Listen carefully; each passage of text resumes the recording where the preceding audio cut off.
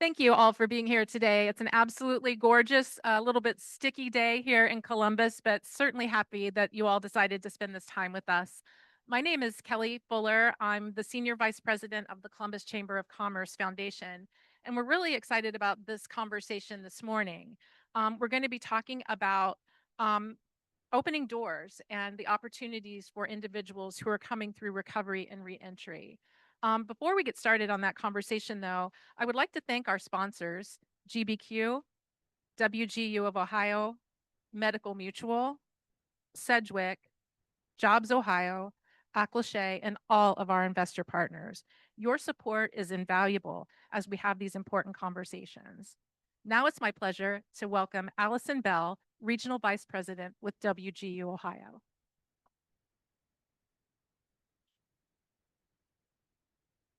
Thank you. Good morning. We've got a great day here. We had a little cool off last night. Did you guys enjoy that? I came out this morning. I was like, what? It's hot again, but we'll live. It's summertime. I really appreciate the opportunity to be a part of this conversation. I think it's so important. WGU, you've got some information about WGU in Ohio on your table. So the numbers in Ohio, we have more than 5,000 actively enrolled students in Ohio, and we have we're at nearly 15. Now I just forgot it. Nearly 15,000, 12,000, nearly 13,000 is what I want to say. We're nearly 13,000 alumni in Ohio. At WGU, you may or may not know about us, but students graduate every month. So that number is changing as we speak. They graduate every day because of our flexible model. So WGU is an online university. We are, and part of our mission is that we believe that talent is everywhere, but opportunity is not. Our mission is rooted in expanding access to education for individuals who have been historically underserved by traditional models and systems. The mission aligns deeply with the topic of the conversation today. Education and employment are two of the most powerful levers for transformation, and yet for too long, barriers have stood in the way for too many people. WGU's student-centered, competency-based, affordable, flexible model of education works toward dismantling those barriers. But success does not happen in isolation. It takes support systems, community partnerships, and a willingness to reimagine traditional pathways. I'm looking forward to today's panel conversation to learn more about how industry, workforce, and community leaders are helping to rewrite the narrative here in Columbus around second chances and tapping into the pool that is ready and eager to contribute to Columbus's workforce. This conversation is not just about inclusion. It's about smart, sustainable workforce development. It's about building systems that see people for their potential, not their past. So again, thank you to the Columbus Chamber and for all of you for this important conversation. I'm honored to help kick off the dialogue, and I look forward to the insights, ideas, and collaborations that will emerge from today's conversation.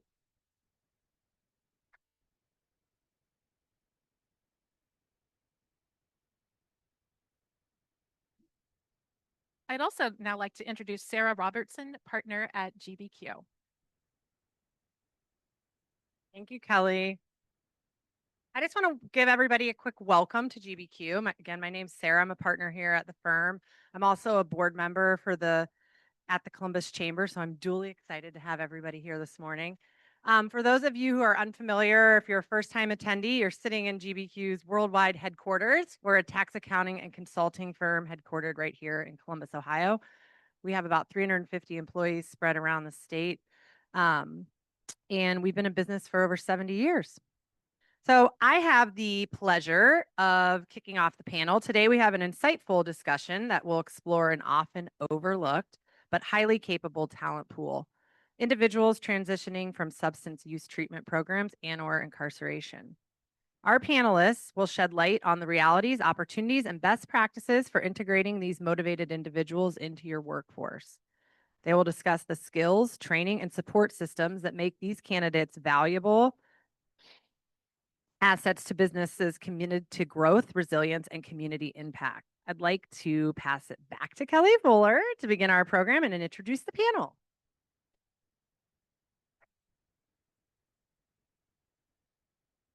So Austin, Kyle, and Christian, do you mind joining us at the table here? We'll get started.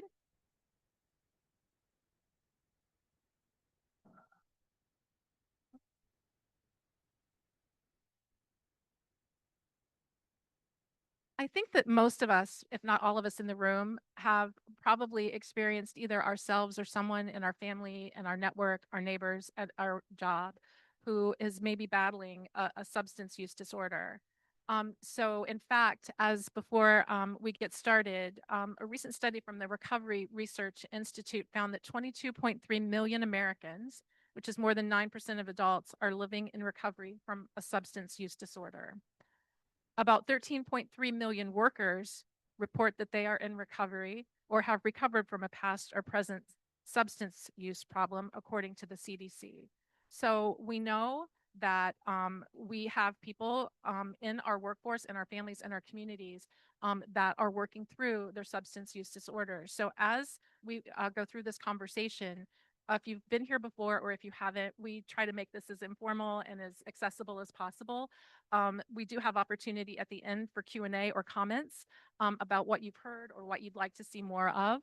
But before we move into that portion, we're going to spend the next 45 or 50 minutes or so with these three gentlemen in conversation. So I'll start right here on the end with Austin. And if you don't mind just going down the line, telling us a little bit about you, your name, where you work, and what you do there. Sure. So my name's Austin Hill. Good morning, everybody. I lead strategic partnerships at the Refuge. That just means I have the lucky opportunity. I get to make friends for a living, which is really nice. The Refuge is a men's addiction recovery ministry. We've been around for over 26 years. We've served over 4,000 individuals with addiction. We help guys with a 13-month residential program and then long-term recovery housing that they can be a part of for up to 2 years. We're relationally focused, and we do all these things with our residential program completely free of charge. So because we're 13 months, we deal with every aspect of a guy. And if just think back to the last time you had a dinner with your family, people are complicated. So when you live with someone for 13 months, you address a lot of those complications and what brought them there. And we do this with a lot of help from a lot of our partners in the community, and look forward to the conversation. Good morning, and by the way, it's an honor and a pleasure. Thank you very much to be here to share some of my thoughts and opinions. My name's Kyle Overmeyer. I'm the Director of Business Development for Complete Healthcare here in Central Ohio. My position at this location is to oversee all 11 addiction mental health facilities here in this area. We also do MAT, medically assisted treatment. And an interesting thing about the Dr. Milroy Samuel, who I work for, is an OBGYN, and he's actually delivered over 5,000 babies. So he has that aspect to him as well. So what I do on a daily basis, I work with several referral sources, the courts, correctional facilities. I work with lobbyists on the state and county level to build relationships for when people are in need of addiction or mental health treatment. They reach out to myself or one of our offices, and we get them the treatment they deserve and need. And prior to this, I'll give you a little bit about my background. I have 20 years in law enforcement.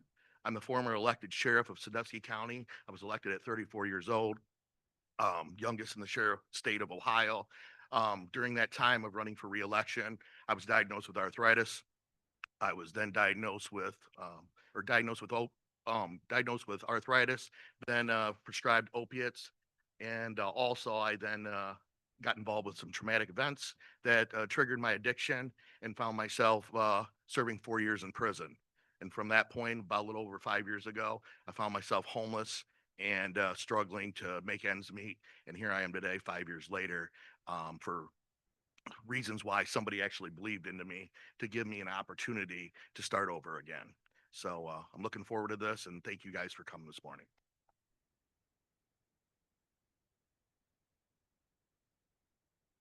Hey, my name's Christian Ratton. I'm the CEO of 5 Star Home Services. So I just want to thank the chamber for having us, and it's great to be here with these guys. And thank you, GBQ. This is incredibly beautiful. I wish I was coming here every day. This is really nice. But 5 Star Home Services, we're a residential HVAC plumbing and electrical business. We've been in business in Central Ohio for just over 50 years. Started as Pickerington Heating and Cooling, and we've scaled to just about 186 employees as of yesterday. So you probably see our trucks around. If your air conditioner breaks, just a quick plug. We'd love to help you out. And our mission at Five Star is we want to serve those in need. And I that's a double entendre for us. So when a homeowner has a need, we want to be there for them. Our whole mission is to be as fast as possible. And then once we've done that, we talk about two things at Five Star. We talk about building equitable wealth around the organization, meaning everybody's getting a little bit wealthier every day, not just one single point person, while everybody else lives just above the poverty line. But then once we've done that, we have a profit on purpose initiative. So profit on purpose is a simple idea. We seek profit with a purpose. We're a profitable company. We don't shy away. Profit's not a dirty word at Five Star. But what we do with it once we have it is a little bit different. We tithe 10% back to the community. In the last 4 years, we've given away just over $4 million. A lot of that has gone to the Emerge Recovery and Trade Initiative, which is we bought the old Greene County Career Center out in Xenia, Ohio, and we've transformed it into a place where commerce, recovery, faith, and community have all come together. And there's currently 100 men living there getting addiction recovery treatment, as well as workforce development opportunities through HVAC plumbing schools, fully accredited trade schools. A little bit about me personally. I talk too much, and 11 years ago, I was a homeless heroin and meth addict living in Colorado. I knew a lot of sheriffs, never was one. And, the path from homeless heroin and meth addict living on a bench, hiding from the police at night in parks to CEO of a, $50 million home service company, that I unfortunately they don't sell that book at Barnes and Noble. But it's, I'm super fortunate to be here, through the grace of God and through a lot of help, and it's an incredible honor to get to speak on a topic that's very near and dear to my heart.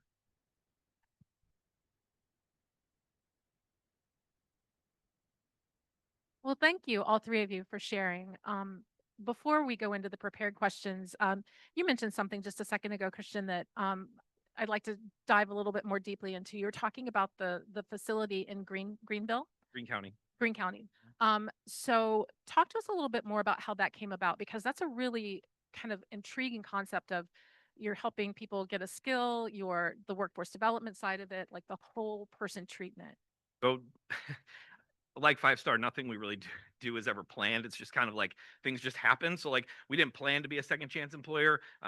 Myself and a few of the other owners are in long-term recovery. One day, a guy called us actually from the refuge and said, "Hey, can I come to work for you?" And we were like, "Can't hire a drug addict." And then it was like, "Wait a second, we're drug addicts." And so we gave him a chance. And so what Emerge has really is it's just an ecosystem of what we were building in our own businesses just expanded. And so how it came about is the Greene County Career Center went up for auction, and two of the partners called each other and were like, "Hey, do you want to try to buy it?" And we were like, "Okay." And then another guy called and was like, "Hey, I heard you guys are buying the Career Center. I'm in." And we were like, "Well, we didn't offer it to you." Thank God he did, though, because we wouldn't have had enough money if he hadn't come in. So, and then over the last 3 years, we've just kind of been like attacking it through donations and grants through the Greene County has given us $1 million. We have Jim Tressel's very involved because of his workforce development piece. He doesn't really, not that he doesn't care. He's not as impacted by the recovery side. He cares about workforce development. And the way we look at it is that this is just a massive pool of people that nobody's looking at, and the majority of businesses in our space, the reason they can't scale is because they can't find the people to do the work, right? There's too many people with broken air conditioners today, not enough people to fix them. And so we just, instead of trying to hire their employees, we go after these people. And when we've done that, we've found them to become extremely sticky to our organization. So. And it is incredibly so a workforce development opportunity. When you look at Ohio Means Jobs through their portal, on any given day, we have about 1.5 open positions for every one unemployed person. So how do we get more people who are maybe in underrepresented or underutilized pipelines? That's part of the conversation today. Kyle, I want to start with you on this first question. When we think about a person living in recovery, beyond the clinical part of it, like talk about like some of the day-to-day struggles and opportunities for an individual living in recovery. So I've been clean now for over 10 years. And what's interesting, one of the hardest things was I served 4 years in prison, and during that prison time, this will probably shock a lot of people, but there's more drugs in prison than there is in the streets. If you have the means and you have the money, you'll get the drugs. I stayed abstinent all the way through prison as well, even on the tough days. But today, like I always say when we talk about recovery, I only have bad moments. I don't have bad days. And that's called the evolution of recovery, which I work on every day. One of the things that I do, and it's one of the simple things, is I write a journal. I journal, which is in turn now I'm writing a book as well to share my story out there. And hopefully it gets released by the end of the year. If not, my wife's going to be very mad at me. And so recovery from a day to day is every morning you're waking up. And, I look back when I used to wake up, and this is the story I tell. I was a sheriff, I carried a gun. My first move every morning during my addiction was to the cabinet above the washer and dryer where I stashed my gun because I knew my children wouldn't go there, and I stashed my opiates. Guess what? I don't have to do that anymore. I get up every morning and now I can actually look at the man in the mirror and I can not be ashamed. And that was always a struggle for me. So I remember, struggling every morning and not want to look at myself and moving on. Now, not that I'm a good looking guy or anything, but I have no problem looking in the mirror. And sometimes with my recovery, I need positive affirmations. I'll write stuff and put a sticky note on the mirror. And I think another good piece, and they'll probably agree, in recovery, every day it seems like I'm helping someone. I'm helping someone in need that was just like me that struggled with addiction. So it's kind of like my drug of choice now. It's helping people because I now get that release of dopamine in my brain that I used to, but 10 times the amount. And that is what keeps me sober every day, and my family and my children. And I have grandchildren. So if I turn back and go the old Kyle, I won't have that anymore. And that keeps me rolling. Austin, on that same note, for the men that you serve at the refuge, that day-to-day experience of like how are you working with those men beyond the clinical piece of it? Yeah, I think something to keep in mind. The idea of working with someone in addiction can be intimidating, but the reality is, guys who are in active addiction or in inactive recovery, what they want is connection. This is from a TED Talk, so it's not my idea. The opposite of addiction is not sobriety; it's connection. So we're seeking connection. How do we do that? We build healthy relationships. So our work day in and day out, and everybody here actually, whether we realize it or not, is how do I build healthy relationships? How do I repair broken ones? How do I identify toxic ones? Because like this, if your mom is your drug dealer, we still love her mom, but maybe it's not a good time to hang out with her for a second. Just give mom a season. We still care for her. So it's those relational things. And what we're working to do day in and day out with everything we do is giving guys the tools to build those relationships. And it's not as like apart from the clinical side, it's not very complicated. It's just really hard to do. I think we can all remember what it was like, or think back to that time when we started a new job or started something new or moved. Those are high stress things, but they're all positive things. And if we have those tools and like, this is how I build a healthy relationship, what am I actually seeking? It is a deeper connection with other people. It's what drug addiction is a result of loneliness. It's not drugs make people lonely, it's loneliness starts that. And why we feel lonely, like nationally, there was these really sad statistics about American men. I think 1 in 4 can't name a friend. 1 in 4 American men can't name a friend. That's sad. So what we do at the refuge and what these guys do is why these guys do so well is they figure out how to make friends. And to be a good friend is you care about that friend more than the friendship. So like if your really close friend is doing something stupid, you're gonna be like, buddy, I love you, but if you keep doing this, it's not gonna end well. And they might decide, it's like, well, I don't want to be your friend anymore. It's like, oh, I care about you first. That's what a good friend does. And those are the tools that we work into, like how we do chores at any of our residences, how guys get prepared through workforce development, how they interact with our employer partners, how they interact and start repairing relationships with their families and their friends. Because addiction is a life of manipulation and lies, and you lie to yourself the most. And that lie you tell yourself the most is, I am ashamed, I am a piece of crap, I can't get any better. Those are all lies. So how do we, it's for connection to ourselves, connection to others, connection to the society around. Again, when you're working with people, it's complicated. Um, but it's like one of these kind of tension points where it's very complicated to work with people. The simplest reason is, how do I become more deeply connected with someone? That's really easy to say, really hard to do. Thank you. I remember the first time you and I met, Austin, we were at the Roosevelt Coffee over in Franklinton. And when you shared with me that concept of the opposite of addiction is not sobriety, it is connection, that was really gave me pause because I hadn't thought about it from that perspective before. Um, Christian, I want to kind of go to you with that. Like, how important is building connection in the programs that you're offering, and how do you do that successfully?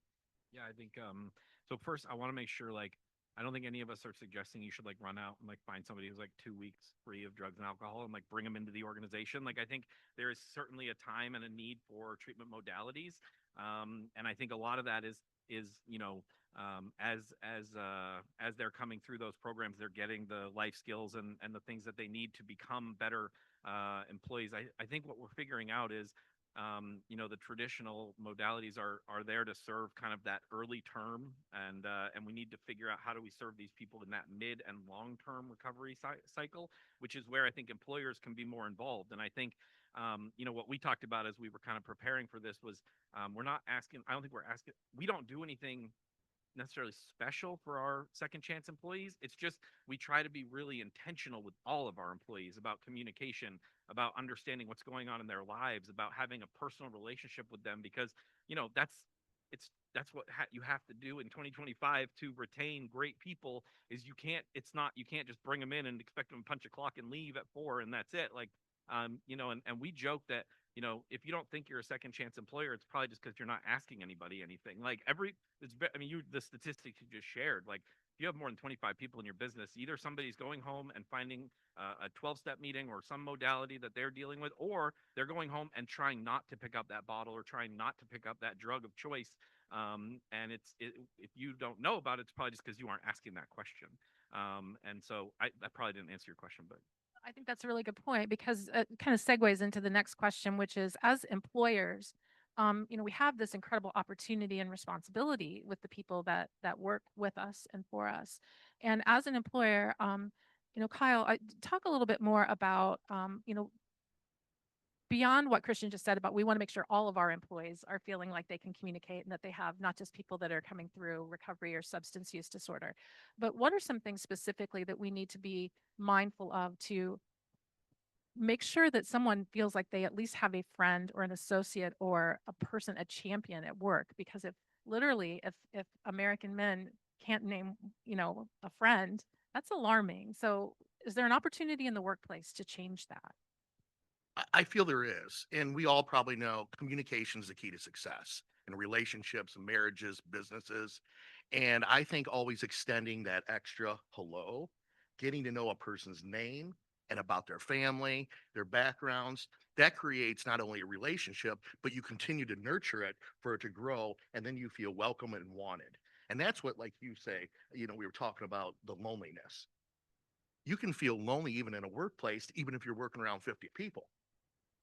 So how hard is it to say hello, get to know those people and create that positive narrative and then let it grow?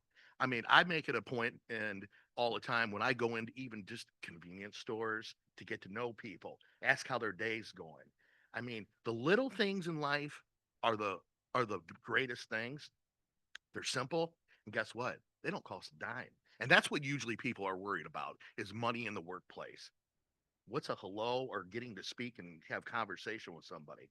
That's how I think you can create good relationships, nurture, and it helps their recovery too, because they feel wanted, needed, and all to say loved.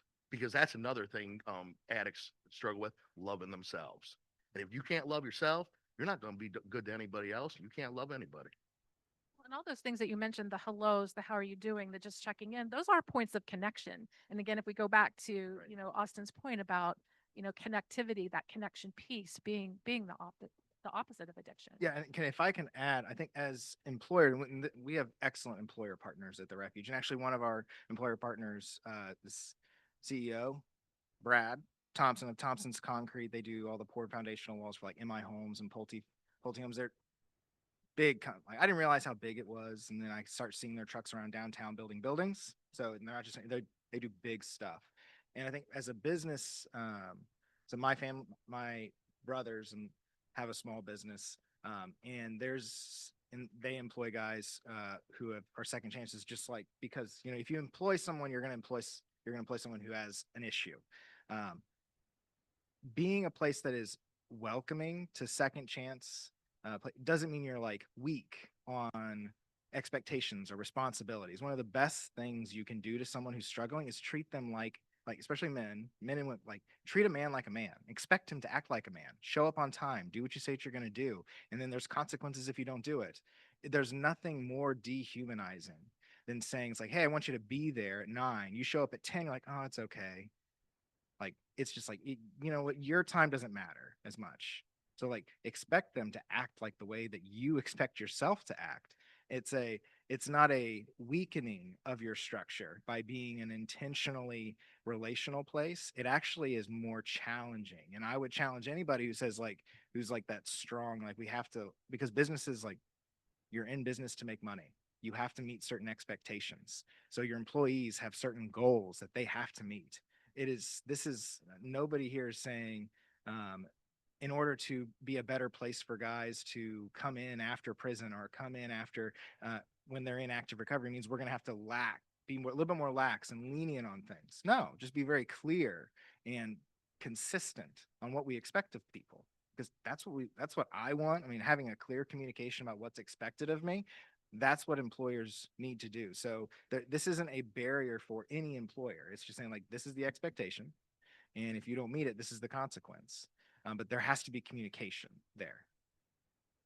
So I think we could all agree that a more diverse workforce and more accepting workplace is probably the is best for business, right? I mean, we have differing ideas, different lived experiences. And this is for all three of you. So anyone who wants to chime in first, are there special attributes or abilities that someone, coming through recovery, battling the substance use disorder, that employers should know about? Yeah. Yeah. I challenge any of you to work as hard as someone who's in active addiction to find their drug. They are some of the hardest working people I have ever met. If you don't believe me, like talking to guys, like there's like this re realignment of priorities when you realize that, oh my, hey, remember when you were in active addiction? Think about how creative and problem solving you were to get your next fix. Like you got past like motion detectors, and like you figured out like what you needed to say to get what you needed. Like now that's manipulation and theft, not good. But those motivations can still be used for very positive things. Like if you have a problem at work or on a job site, like how do I creatively fix what I like, accomplish the goal that I have with the tools that I have? A guy who's lived outside, it can be very, very creative in solving your problems. If you want problem solvers, hire guys in recovery. They can solve anything. It's nuts. Like they are some of the hardest working guys, and like because in recovery, you can. I hope you can hear it when these guys. I don't personally have addiction in my story. It's in my family, but it's not in mine personally. Um, there is an openness and honesty when guys come from addiction, because often we aren't honest with each other because we're afraid. It's like, what's going to happen if they know this deepest, darkest part of me? Because we all have it and we're afraid to share it. When you're in recovery, when you're in any AA group, you're sharing your deepest, darkest stuff all the time. And you know what happens? People don't go like, oh my gosh, I can't believe they said that. It's like, oh yeah, me too. You're not alone. Your deepest, darkest problem is not as bad because someone else in this room may not be your story, but it rhymes. So I just went on. Go ahead. No, I agree. So a guy that went from being the sheriff of a county, so something that a lot of people don't know how I supplied my drug habit. I couldn't go to the streets because all the drug dealers knew Kyle Overmeyer as the sheriff. I had to manipulate doctors. That's how I got caught up to I went from Vicodin, Percocet, and I graduated to Oxycontin like many did, but not to heroin because I couldn't go to the streets. So I manipulated doctors. I even went as far as coming up with the idea collecting pills that they would get rid of for the take back boxes, and I use that as my cookie jar. That's how my brain worked. And he's exactly right. So you get very creative. And so what I did after getting sober, I redirected all my ideas and thoughts and my hustle, and that's why I am here today. I mean, the first person that gave me a job and believed in me, a little over 5 years ago, I was frying chicken in my hometown for 9.50 an hour, and people were coming and taking pictures of me, creating memes on Facebook to tear me down. But of course, you can see it didn't tear me down; it turned me up. So I am very big on believing that addicts, they're pretty intelligent guys and women because and they're hustlers. They will work and work and work and not give up. And that's why I think that, the whole second chance and for employment, like what you guys are doing, Christian, it's an asset to your team. It truly is. I bet some of the most intelligent men incarcerated. I served 4 years in prison. And you know what most of those people struggled with? Addiction and mental health. It wasn't that we were bad people, they were good people that got taken over by their demons. That's what happened. And yeah, I'm with you. I've met so many people in this industry, including myself, that has done a lot better than they did in their past. I do even a lot better now than I did being elected sheriff of the county, and but hard work pays off and recovery pays off. Yeah, I would say, similar. What we see, and about 50 to 60% of our workforce is second chance. When you wake up on a park bench, or you wake up with no money and a drug habit that you have to feed, and then you go to work clean, the problems at the office just don't seem that big. So I oh, we need to change insurance. Okay, yeah, that's a big project, but it just doesn't feel as overwhelming for our employee base, I think. And we actually have a podcast called the Off the Clock podcast, where we interview our employees, and it's meant to be internal, but we put it out externally. And just in the last 5 episodes, it's all been people who happen to be second chance, and just to hear them talk about how they face the challenges of the day, and how it's not really overwhelming them as compared to what it was like. And then I'll just add this: traditional modalities of treatment, a lot of it is focused on owning your side of the street and taking responsibility for your part. And that's a great skill to have as a bunch of employees are in a room trying to solve a problem. We talk about, we at Five Star, we like to have rock tumblers. We want people bumping up against each other. That's a Steve Jobs thing. I didn't create that. But we want tension. We want friction in the building. We want people pushing each other. But when they're able to own their side of it and not take it personally, you can get a lot farther, a lot faster. Love that. Austin, you were talking about, or I'm sorry, I think it was Kyle. You were mentioning about the connectivity of mental health and the importance of that, and kind of that relationship with people who are finding a way to self-medicate or to help themselves, through substance use disorder. I guess I'd like to hear from all three of you too, from an employer standpoint. Are there things that businesses, especially smaller businesses that may not have an HR department, or maybe even an individual skilled in that type of work, what can businesses do to help support a workplace that encourages mental health and wellness, and that also kind of supports individuals maybe coming back in their sobriety to keep it so that they feel supported and healthy? And kind of a roundabout question, I know, but it's more of are there things businesses can do that make it a better place to be meant from a mental health perspective, whether you're someone battling a substance use disorder or not? Sure. I think, of course, mental health. I always say that's one of the seeds that is planted that allows addiction to grow, is the disease within you. I'm a perfect example. I went through a couple traumatic events, fatal shooting, witness kids drowning, and now I can talk about it because I work on fixing it. And especially in law enforcement, you're not supposed to be weak. You're not supposed to be weak. Now the dynamics have changed. For instance, yesterday I was at Franklin County Sheriff's Academy. I train all of them in CIT and speak about addiction to get them ready and say, okay, it's okay to ask for help. I think some of those kind of things, especially in law enforcement and other workplaces, they need to be promoted. I think that they need to celebrate mental health awareness in their workplaces.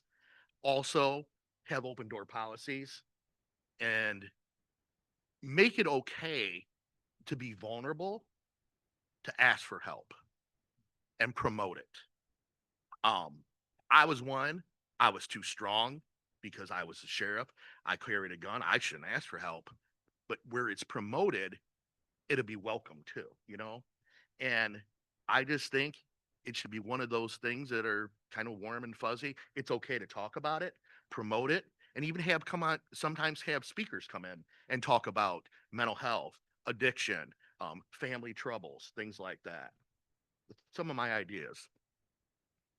Um, so I am a small employer, let's say, and I have someone on my team who does step forward and they are vulnerable, like you said, Kyle, and they share, I'm struggling. I'm struggling with a substance use disorder. I may not even know that it's that. I'm just struggling. Austin, from your perspective, like what would a small business do? Like what's nuts and bolts next step? Someone has come forward and said this to me. Right. So I think a business, it's not your job to solve addiction. Like there's places that do that. So I would just know that when that comes to your door, and it should, like that's if someone comes to you at work and says, I'm struggling with addiction or a mental health crisis, that's a good thing because they felt confident enough in you that they could share that with you. So that's a win. That's the first one. The second one is just getting to know the stuff around you. Like Google is great. You can ask like ask Google's like, what are addiction recovery places around me? Or call someone at another company. It's like, hey, just know your resources. You don't have to have all the answers right then and there. The biggest win is that someone actually talked to you at first. And that's a cultural shift within an organization, is making it okay to talk about your struggles, whatever they are. So that is the first thing you can do, is just become a person that is willing to talk about your struggles in an appropriate way at work. Like, so one of the things that we work on with our guys is, what is an appropriate relationship or boundary to have with somebody at work. You don't talk about the problems you're having intimately with your like spouse. Like that's just a line. Like, and knowing those cues is like, hey, you have to be the one to know where those lines are for you and your organization and where you're wanting to work. So what we're saying is, like, vulnerability doesn't mean like someone goes around just like word vomits all over you all the time. That's not what we're talking about. It's like, what is an appropriate thing to share, to talk about, to struggle, like when you're struggling with something at work. It's like, hey, I'm struggling with something. I need help with something. Or if if you notice that someone's showing up late all the time, they may not be the one struggling with addiction. It might be their kid who's living in the basement and they don't trust them at home. It could be their spouse. It could be their parent, something like that. And if you have the culture where it's encouraged and celebrated, not like publicly, but like, thank you for trusting me. That's a big deal to someone when they share something that's very personal, and you thank them for sharing that, and then helping connect them with resources. You don't have to solve it, but you are responsible for building the culture where that can come up. The opportunity for connection is on you.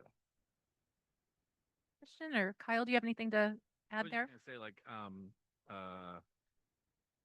you guys are business leaders. Like, I'm not an expert at building a CRM. We're not a SaaS company. We're a residential home service company. So we hire a company to provide our CRM for us. I would just reiterate, Austin says, like, rely on now you got to set it up ahead of time. I'll just can I tell a quick story? So like we do a end of year party every year, and we usually celebrate a lot of different things. But one of the things we were celebrating that year were some of the people who had come through the organization as second chance. We also, through our nonprofit giving, we bring in some of the nonprofit folks so that the people understand the why behind what they're doing. Because when we go up in front of our employees, like, we're asking them to do the same things every other company, all of our competitors are asking them to do. We just believe that the why behind what we're doing is more powerful, because when 10% of what you're doing goes to save somebody's life, it can make an impact. And so we were just sharing that, and I just felt compelled to tell my story quickly, and I just shared that, where I was at. And what we're promoting at 5 Star is exactly what Austin's talking about. Is it's an openness of culture to where you're not going to be fired if you mention that you have an issue. You're not going to be immediately ostracized if you say, I'm struggling. And to be clear, struggle and second chance is, for us, it's not, recovery is a big piece of it, but there's also people who came through foster care who never had a chance. There's people who came through just broken homes. There's people who are struggling with sick family members that they're dealing with, and we try to come alongside all of these situations. And so I told this story, and the next day, one of our employees went to HR and said, "I've been a meth addict for the last 10 years, and I don't know how to fix it." And we put him in treatment. We did not fire him, and he is now one of our #1 service techs in the Dayton market. He never left, and that I could tell that's one story, but there are 100 other stories in our building that are very similar to that. And I think it's just that openness of, and it's just you're not if you're doing the right things, right? And so it's like at the end of the day, this is just like good business, right? It's like have good policies, have good procedures, hold people accountable, but also have a heart. And we talk about like I don't like to talk about Five Star as a family because I have 4 daughters. None of them are getting fired from my family. They could do anything. They're not getting fired from my family. There are things you can do to get fired from Five Star, but we are a team. And we work together. We have a motto. We call it one team, one goal, because I need everybody's maximum effort to get the job done every single day. And it doesn't matter what you do at the organization, CEO, warehouse worker, best-selling service tech. I need everybody's maximum effort every single day. And so that's some of the culture that we've tried to build. So he never left you, but you never left him either. Right. Kyle? One more thing I want to add, and I sent you the link, Kelly. Recovery Ohio, it's under Governor DeWine's office. They created a program now. It's called Recovery Workplace, and they are going around and helping implement this so recovery is welcome in the workplaces around the state of Ohio. I highly recommend to look at it. Director Erin Reed oversees Recovery Ohio. She's a great person. Ironically, her and I worked together back in the day at BCI and when I was the sheriff. And they are doing good things, and that helps welcome people in recovery in workplaces. So there are some programs started at the state level that you folks could look at that maybe you could implement in your organizations. Austin, you mentioned our friends from Thompson Concrete as being an employer that you work with. So I want to give each of you an opportunity to talk about like some employers that are getting it right. Like what are they doing that are other than like your own businesses, but others outside that, what are they doing to get it right? And are there lessons learned about this whole process that other businesses could take? Yeah. So just on Thompson's, more specific, we've been working with them for over a decade.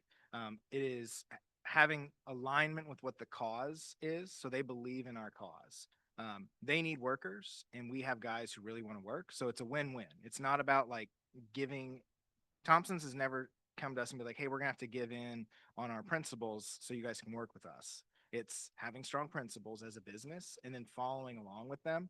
That includes like uh, holding people accountable, which means consequences. So like if what none of us are here saying is like if someone is in active addiction and you tell them it's like, hey, you're gonna have to take drug tests every week, and if you fail, we're gonna have to fire you, then do that. That's the best thing you can do. And that's what we expect of our, like if our guys are working with us for 13 months, they live with us. If they fail a drug test, we have a understanding with Thompson's that if they were planning on hiring that guy, they agreed to not hire that guy because he didn't follow through on his commitment. That's what we're wanting to create people who, again, build healthy relationships, which means keeping your commitments. So Thompson's does it really well because we have a lot of communication back and forth about what it means to be a good employee, a good employer, and we're just very clear about that. I guess I can only relate on being the employee that got a second chance. Here I am, a guy that was in addiction, being a figure in the community coming out of, prison. I'm sure a lot of you guys remember the Scarlet Letter, the A. I came out with 2 letters, A for addict, and then F for felon. So I had 2 things going against me. Who wanted to trust me? So I am very grateful for places that I work for, especially for Complete Healthcare. Dr. Samuel looked at my past as an asset, not as anything negative. He came to me, offered me a great position, and he said, "You're relatable. You can relate with these people on both sides." I was once on, running a jail, incarcerated, addiction, And that's, I become like that bridge, that gap between to believe in me. And that's where in the recovery space, you're forgiven. You're forgiven, which is a beautiful thing. I've had other opportunities that I applied for to get great jobs. I wasn't forgiven because addict, felon. And I look at some of these things are assets. The experience of overcoming struggles and being within those walls to meet those people, it was like another bachelor's degree for me. It truly was. And I don't regret any of it because today I'm able to use my experiences to help more people. I also just share a little bit from like as an employee because I didn't go from like I was in treatment for a year, then I went to sober living, and I didn't like they didn't hire me as CEO at Five Star right out of treatment. Just so you guys know, in case you were wondering. So other people did give me a chance, and the thing is like so for me, ever since I got because let's let me be clear about something. I've been trying to be clean for for a lot longer than I've been clean, right? So I've done this several times, and so um I came out and I said I have to be my authentic self all the time because as an addict, what I was trying to hide was myself. I was always putting up a mask trying to convince you of who I was, and whatever I thought you needed, that's what I was going to show you. And so like when I met my wife, who I met in recovery, I made her listen to my entire story, which she hated, still hates to this day, hates war stories. And and so when I would go to employers and I would work for them, I was very honest about my journey and very clear. And what I found is that while it wasn't being talked about, that kind of opened up. So I worked for like one of the largest HVAC manufacturers in the country, and we would go out to dinners, and I'd be like, no, I don't drink, that opened well, why don't you drink? That opened a conversation. And so again, I think from the employee but it was hard for me to do that. And I could imagine that the majority of people in active addiction or who are in now early to kind of midterm recovery, that is a tough thing to come out and say. And so I encourage. Now I will just give a plug. All the people, we have a bunch of businesses down in Dayton in the Xenia area. So Van Martin Roofing. We have SB3, which is a fire suppression company. We have Digital Watchman, which is a digital video company. And they're all second chance. Part of being an employer at the Emerge Center, you have to offer internships and apprenticeships to the men and women coming through the program. It's part of our kind of bylaws of a ecosystem. This is the part in the conversation where I get to open it up to all of you for any questions or comments for our panel.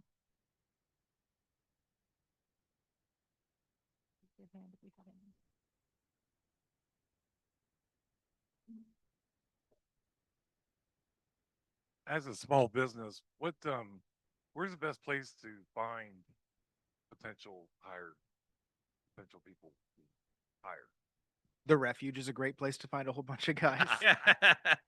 So yeah. So there's I think I'm just plugging the refuge. So like calling us, I'll make sure that you'll get our number, but other places. So just looking at other addiction recovery places, it's not just like, don't think of it as a one-way, like one entry point. Like the people that go into recovery are coming out of those places, and they are the biggest three concerns that our guys have is where am I going to live? Where am I going to work? And how am I going to get from where I live to where I work? And if you can be one of those solutions, that is a huge burden lifted from them. So talk to those recovery places because I'm sure if an HR person or a business owner called a recovery long-term recovery places, hey, I want to hire some. Can I just like get interviews with people? Who would you suggest? They would probably be first really surprised. Second, they would have 10 to 15 people that they would love to send to you. Also being aware of the entry level. It's not always just entry level like plug and play jobs. There are guys in recovery that work for the refuge now. Over 70% of our staff of around 20 are in recovery themselves. We have guys with their Six Sigma black belt, guys who've worked on Wall Street, guys who have worked in C-suites, but then also guys who have worked every single manual labor job you can think of that can fix probably anything just with duct tape. For a second. So like just being willing on, like we're saying guys in recovery are very creative. on your side being creative in figuring out where can this person fit. They're not going to have the resume that you want, but they are going to have the experience and resilience that you want in every single one of your employees. So I didn't really answer your question other than saying the refuge, but like other addiction recovery places, other behavioral health places, reentry programs with the state with from prisons. Those are fantastic resources, and there's dozens and dozens of websites that connect all these different things. So Hi, my name is Tanya Little. I am a AVP over the adult workforce at the Columbus Urban League. And so to answer your question, if you are looking for individuals in that untapped resource of talent, come and see me because we have programs that we support returning citizens. I have my reentry coach here who's very successful in what he does. We go into the prisons and we do post release as well as we offer and provide post release support. And what we are finding is that the challenge for us is gaining businesses who want to hire and take a chance on that population, right? They just want an opportunity to show and prove. But I also am looking for businesses and companies to put their money where their mouth is, right? I need you to follow through because oftentimes in our community, we hear that you want to support, but do you really? And we want to know what will it take when we train that population and we get them ready for a job. So when we do come to you and say, hey, Tanya's ready, because not only do we work with men, we also work with the women population as well. So we don't want to forget them. I just had someone come to me yesterday, literally just got out. She's a woman, she's looking for a job and she's having a hard time. I gave her my business card. Give me a call. We're going to figure it out. And so I need you to also tell us in the community, what will it take to turn a no to a yes, right? What does it look like to make sure that we're preparing them for that entry level position and then that pathway? So just come and talk to me. My phone number is 614-257-6300. And we're at 788 Mount Vernon Avenue. So I welcome and I challenge the small businesses if you really want that talent because they are an untapped resource. They are going to show up every day. Come and see me and I'll be more than happy. Reggie and I would be more than happy to support you. I definitely love to connect with you, by the way. I just was newly appointed by the governor's office to the offender reentry coalition, and I'm very passionate. Love to talk to you folks, and yeah, let's collaborate. Thank you. Add me into that too. I loved your guys' panel. I just didn't hear enough about women. So I just as a plug. I'm an employment specialist, but I primarily help with mental health and disabilities, severe disabilities, and that's also another plug. Trying to get people with small businesses to open up somebody who may utilize a wheelchair, and not look at the person, not look at the wheelchair first, but look at the person. Same with people with addiction. I worked at Franklin County Community-Based Correctional Facility for years as an employment specialist. I know the dramas that incur, and I agree with you, the gentleman on the end. I'm sorry, Kyle, is it? Christian. Christian. I agree with you. Don't hire anybody who's not serious. That's the biggest thing, and I guess the biggest fear. But I love what you guys are doing. I want to talk to you guys too because I have certain things for each one of you. The thing is that also include this. Think about people with disabilities. That we're part of the solution. I hope, not a part of the problem. I'll just add, like, I agree with you completely. And we've actually instituted a process on the frontline employee side. Our hiring process is very fast because, as you can imagine, it's hyper competitive. But if we're bringing anybody in who's going to be like in a supervisory role or have any direct reports, our first interview with them is actually an off-camera Teams meeting. So that I read a statistic about if you can see the person, you judge them in a certain way. And so we actually do an off-camera interview first before we actually meet them for the first time to try to remove some of that bias.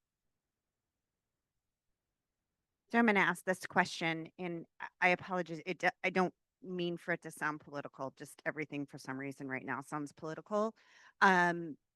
So I kept hearing you say, and I 100% agree that this isn't about companies bending the rules. This is not about companies, um, saying, oh, poor guy, poor lady, let's give them a chance, right? Like, how do we break down? I'm in the neurodiversity space, kind of very similar. They're highly connected to disabilities or addiction or whatever it is. But, people have said, and still the number one reason people don't disclose ADHD or, they're on the spectrum is out of fear of discrimination and be putting on a PIP plan. Like I got to the point with PIP plans with some people. I'm like, they have ADHD. Don't put them on a PIP plan. That's not going to help, things like that. But how do we change that vernacular of, we hear a lot about in the DEI space, like, well, they were bending the rules for minor. No, no, no, no, no, no, no. That's not what it was about. And it's the same with the second chance. It's the same with the disabilities. We're not bending the rules. We're saying this is an untapped, amazing resource. You may have to make a couple accommodations here and there, but tell me an employee you don't have to make a couple accommodations for. So just wondering your take on changing that vernacular. I think the first thing is like we talk about second chance, and fair chance has become the more common like thing to say, but I don't like fair chance because I don't think it really gets across the point as clearly as second chance does. But at 5 star we say we give people second chances, like 10 or 12 times. And so I think first it's starting with people are allowed to fail. We just want them to fail forward. And this is like, again, this goes back to we're dealing with human beings. They're not different than any other person. And so like it's really just seeing them as a human being and having that personal connection. My big thing when I'm talking to an employee, and I often get looped into those conversations when they've had a mistake, when they're trying to come, whatever it is, they're coming back, whatever it is. I'm looking for, are they humble? What's their heart? Are they taking ownership, or are they still pointing the finger back at us? And if that's the case, then we just don't hire them. But that's the same for whether that employee has recovery in their past or not. Like we look for that same thing, because we've actually just up this week, we had an employee who left. When he left, he went scorched earth, talked a ton of trash about me personally, about our organization, tried to poach a ton of employees. He's been gone 18 months, saw the grass wasn't greener, called me up, and his heart was so genuine. I said to his leadership team, I said, you have to at least talk to him because he's saying all the right things. Now you're the leader. You're going to decide. I'm not going to hire the guy. That's because my job is to remove bushes. I'm a landscaper. I don't want people saying, well, I would have done it, but you made me hire that guy. And so, but I'm like a big fan of getting to know the person's heart and understanding where they're coming from. I think understanding that people are not widgets. So, like, I am a 39-year-old straight white man. I am not just a straight white man. There's all these different complexities to me, right? So, I think looking at people is not widgets. Like, oh, if this is true of them in this moment, then it's true of them forever. And it's, oh, because I knew, like, just using me as an example, if you can think of another 39-year-old white straight guy who is not nice, well, then I guess I'm not nice because that one 39-year-old straight white dude was not nice. Does that make sense? So it's understanding that people are not widgets. And if you're as an employer, know that the people showing up with these type of things are not going to have the resume that you want for your ideal candidate, but you'll never find that ideal candidate because the person who has a perfect resume, they're probably weird. Just saying. Or it's not true. So like people are not widgets. You want someone who's resilient, who's honest, who can do the job, not someone who has the perfect resume. So people are not widgets. You want someone who's resilient, who shows up on time, passes a drug test, and is honest with you when things go sideways. I guess my take real quickly on it is, not only it's tough to get a better job with felonies on your record because you have to mark that. You know how tough it was for me to get an apartment? I mean, I have 15 felonies on my record, ladies and gentlemen, to tell you the truth. I had a 43 count indictment. And it's going to be 10 years in August that I committed those crimes. That lingers over my head daily, and it prohibits me. And I think a lot of that stuff, legislation needs to change it. our lawmakers need to step up because our past does not define us. It refines us is what it does. And people do change. And to go about what you're talking about, your heart, I think responsibility plus honesty creates trust. And when somebody can really trust you and see it in their heart, you got a good employee. I want to thank the panel. It's been such a wonderful experience to hear all of you and all your lived experience. My name is Maria Stokes. I'm with End the Violence ETV, and we do workforce development for justice involved. So we are definitely a resource, 833 ETV for all. And we actually are partnering with the county, Franklin County, to create a staffing agency for people with felonies. And that's something that we are very passionate about because, like you said, there's so many transferable skills. And if we look at each other as humans first and then see everybody as the assets that they are and not as their past or the things that they are overcoming, that we can come together and do such great things. And so I think that it's amazing that we have created the safe space to talk about SUD. And we've just barely kind of scratched the surface on the justice involved part. But that's one of the things that, although, like you said, we all in our workplaces might have SUD folks among us and we don't even know. But with justice involvement, you have to know because you have to check the box and it's legal to discriminate against those that are justice involved. So let's be part of the solution. And one of the things that we are doing with our temp agency is that we want to try to remove the barriers and the fear or the risk from employers to employing the justice involved folks. So we plug the employers into the federal bond program where you can have a $5,000 to $25,000 bond on every employee for free from the federal government. And that we have wraparound services, much like the Urban League does, where not only are we working with them as they're coming out, but also as they're entering the workforce, much like the refuge center, to support them through retention, because the goal is not just to get the job, but to keep the job and to excel and be promoted and have a career, not just a job.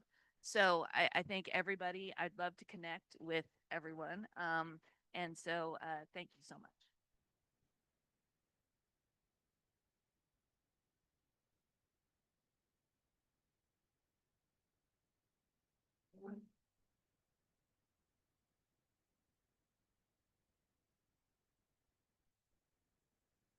Hi, good morning. My name is Claire Ramsey. I'm with the ESC of Central Ohio.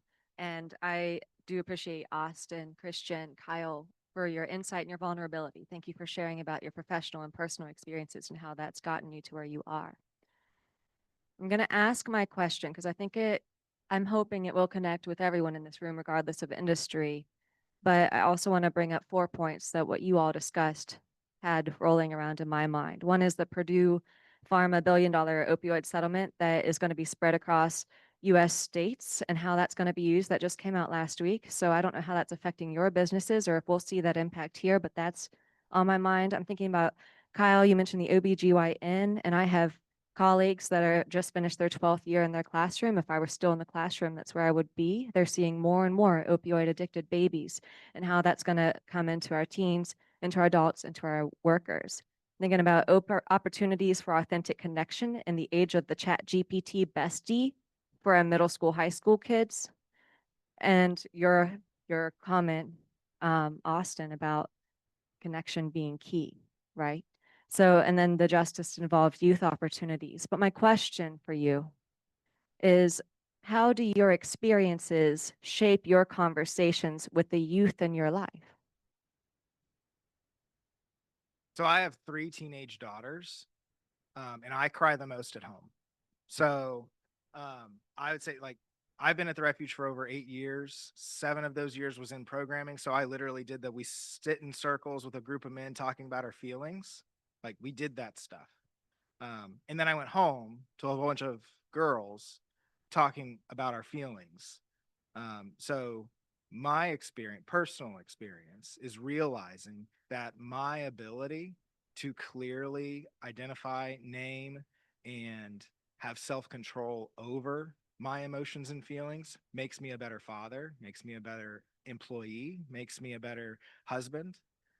So being able to own those things addresses what you're talking about, um, because it's really hard to deeply connect with something on a screen, even if it's a robot or a person. What we all deeply want, this is true of every human, and I'll die on this hill. We all want to be deeply known by someone and to deeply know someone else. It's both sides. That's what we deeply want. That's why we do the crazy stuff we do, because I want to be deeply known. So that's how I think we're addressing those things. Whether it is like realizing like kids are growing up with opiate addiction and their friends are, or it addresses all those things. If we're trying to, again, super easy to say, really, really hard to do.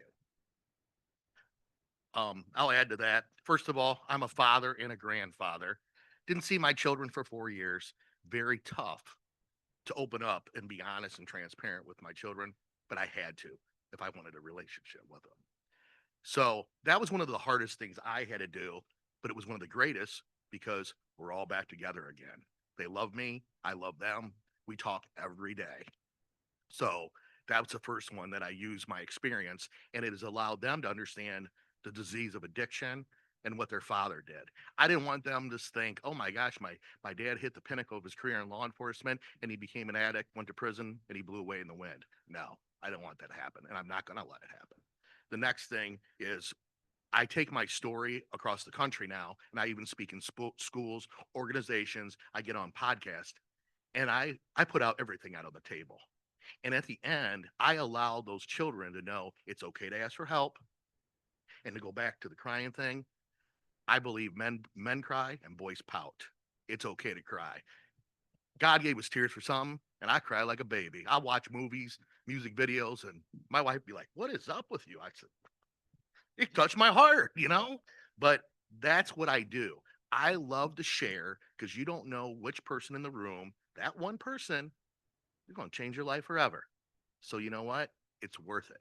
It would be a disservice if I would have went and hid for the rest of my life and been the disgraced sheriff. No, I want to be that advocate that helps save lives. Yeah, it's the AT&T commercials that get me.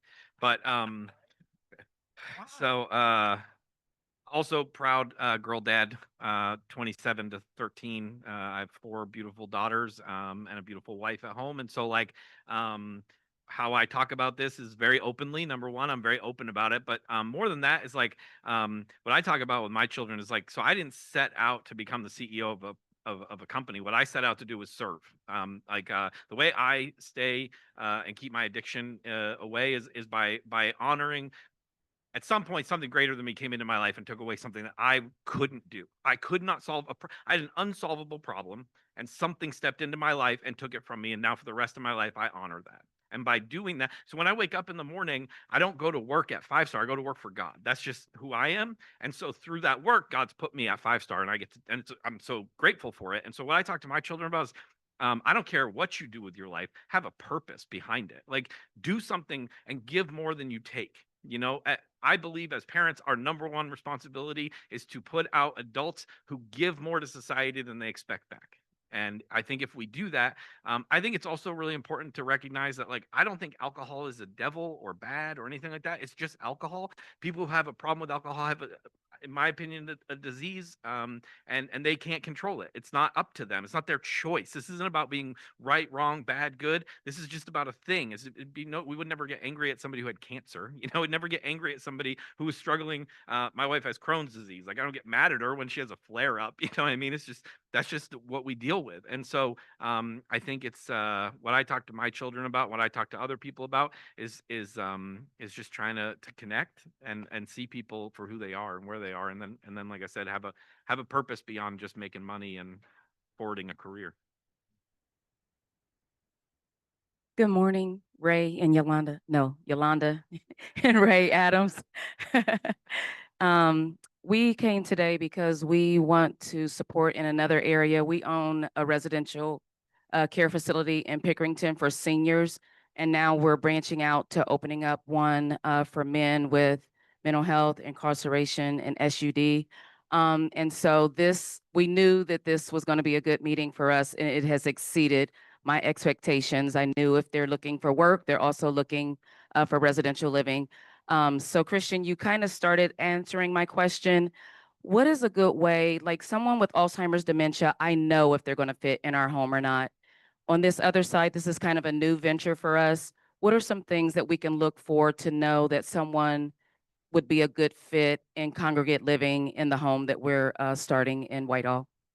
I think maybe Austin would be a better person to answer that. And I'd love to connect you with our partner organization out at Emerge because I think they would also be great at that. But I'd love to pass that one to Austin. Thank you. You're welcome. I think no. So if your goal, this is true for business, we want to serve with excellence. And if we can't serve, like if a guy calls us and we're trying to make that decision, is this a guy a good fit for us? Can we serve this individual with excellence? That might mean you're gonna have to staff up in certain things. It might mean you're gonna need certain licenses and insurances. If you can't serve someone with excellence, that's the line.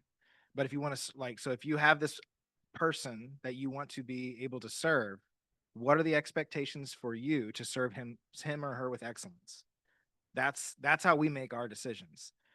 I am not like again, just being a dad of girls. I would want to help everybody, and that's a problem because if you try to help everybody, you're not going to help anybody well. So it's how do I serve someone with excellence, especially congregate living, which is essentially living in a dorm. It's not for everybody all the time. I do think everybody should do it every once in a while because it sands off those rough edges. It addresses loneliness. There's all these different stats around it. I think it's wonderful. But again, can you serve that individual with excellence? And if you can't, what do you need to do so that you can? And those should be your lines. Good morning. My name is John Hambrick, and thank you, gentlemen, for sharing today. I respect your message very much. I'm going to ask for your opinion and then also share a resource. What was mentioned earlier about how some of our changes could be policy driven. So the state of Ohio, through Governor Kasich back in 2012, instituted the Certificate of Qualification for Employment. I'm curious if you find that to be effective. And second, our legislature just passed in September of last year the Certificate of Qualification for Housing, which may be of benefit for you. But I'm curious to your opinion if you find that trending well for those that are justice involved for opportunities for housing. Thank you. I don't know enough. So I think, all right, opinion first. I think anything that's legislated it's not gonna make any, it might be, even if it, because there's the heart of legislation and then what it actually does. You can have great heart for a piece of legislation and it's going to hurt somebody because what legislation is saying like, what are we going to do? And what are we not going to do? That's what legislation is. So with either of those, I can think of people where it has been beneficial and I can think of people where it hasn't. I can think of communities where it's been beneficial and communities where it hasn't. So like, I know that's a weird opinion to have, but I think living in the gray, especially with guys in addiction, I can think of two guys where the employment one has helped. And then I can think of a guy who it hurt him and he just, because we're not widgets. So I know that's not an opinion, but it's like, I think being open to the fact that like, gosh, this is really complicated. And if you get larger than 8 people, it gets really messy and the state's bigger than 8 people. So I didn't answer your question at all. Sorry.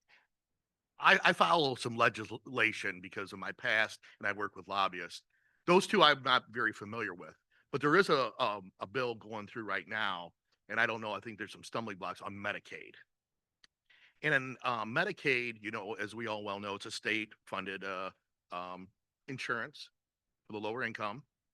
And unfortunately, when you go to become incarcerated, you no longer have that Medicaid.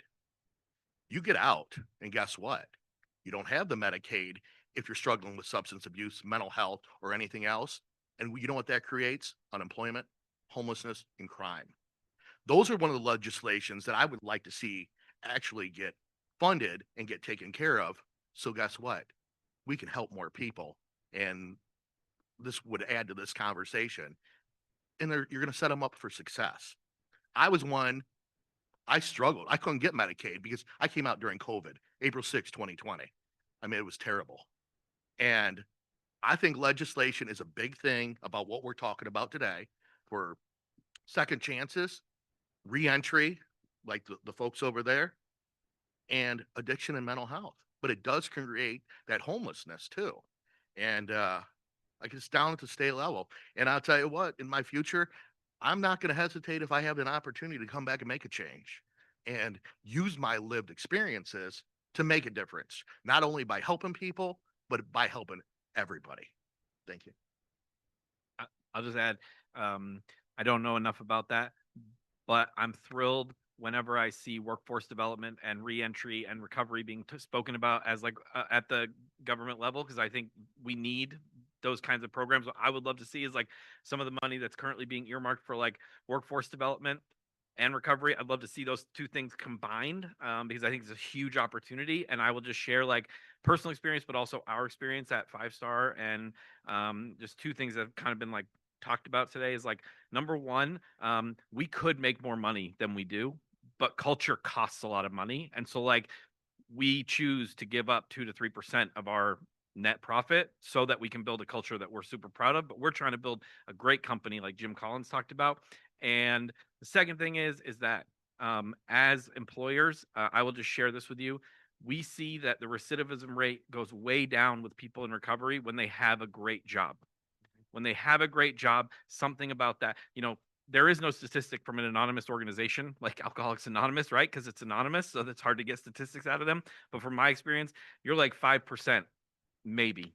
I think that's even bullish. And but what we see is like 50+% of our people staying clean long term because we provide them that resource of a great job. Thank you. So many takeaways from today. I love some of the comments around our past doesn't define us, it refines us. The importance of connectivity and having a friend, whether that's in the world and or in the workplace. Thank you all three for being here today and for sharing so openly, so generously. Join me in thanking our panel.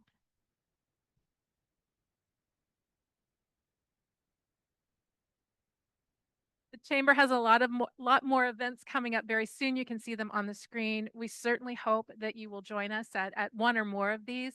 Before you leave today, if you did park in the Marconi garage, make sure you stop at the front desk. They'll kindly validate your parking pass. If you somehow, like I so often do, forget it and leave it in the car, that's okay. They'll create a new one for you, so you'll still be able to get out of the garage. Thank you all for today. Hope you have a great rest of your afternoon.